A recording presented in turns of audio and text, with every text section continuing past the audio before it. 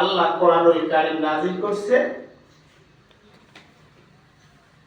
জাহান্নামী মানুষ কেমনে জান্নাতি হয়, পথভ্রষ্ট মানুষগুলো কেমনে পথে উঠে যায়।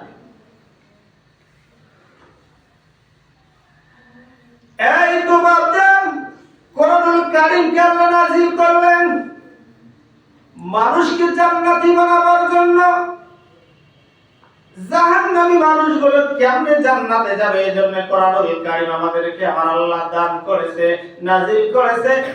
মুসলমান লক্ষ্য করে দেখবেন, যদি কোনো মানুষ যদি এসে আত্মসমর্পণ করতে পারে এই মানুষটা জান্নাতি হয়ে যাবে, এই মানুষটা জান্নাতের পথে উঠে যাবে। যেরকম সুবহানাল্লাহ।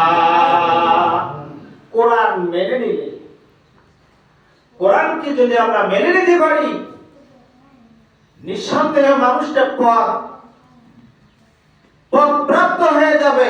পথভ্রষ্ট মানুষকে আল্লাহ কোরআনুল কারীম দিয়া পথপ্রাপ্ত বানায় দেয়।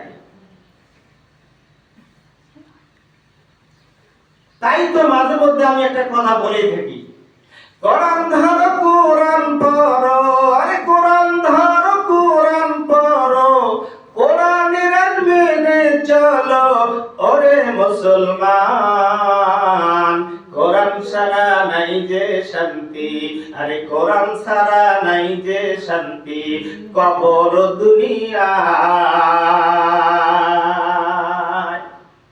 কোরআন ছাড়া শান্তি নাই, দুনিয়া বলেন আখিরাতেই বলেন।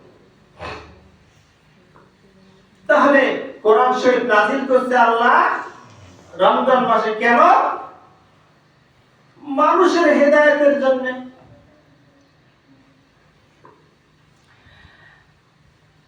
মুসলমান লক্ষ্য করেন বাপজান, একটা কথা বলে দিতে চাই। এবার কোরআনুল কারীমকে প্রশ্ন করা হলো, কোরআনুল কারীম তোমাকে আমার আল্লাহ রাব্বুল আলামিন নাযিল করেছে রমজান মাসে, কিন্তু কোরআনুল কারীম এখন জানতে চাই রমজান মাসে কোন রাত্রিতে তোমাকে আমার আল্লাহ রাব্বুল আলামিন নাযিল করেছে, অবতীর্ণ করেছে। ও মুসলমান, এইবার কোরআনুল কারীম নিজে জবাব দিয়ে দিল, কোরআনের ভাষা দিয়ে কোরআনুল কারীম খানা জবাব দিল, ইন্না আনজালনাহু ফি লাইলাতিল কদরি ওয়া মা আদরাকা মা লাইলাতুল কদর। সুবহানাল্লাহ, পড়েন সবাই একবার।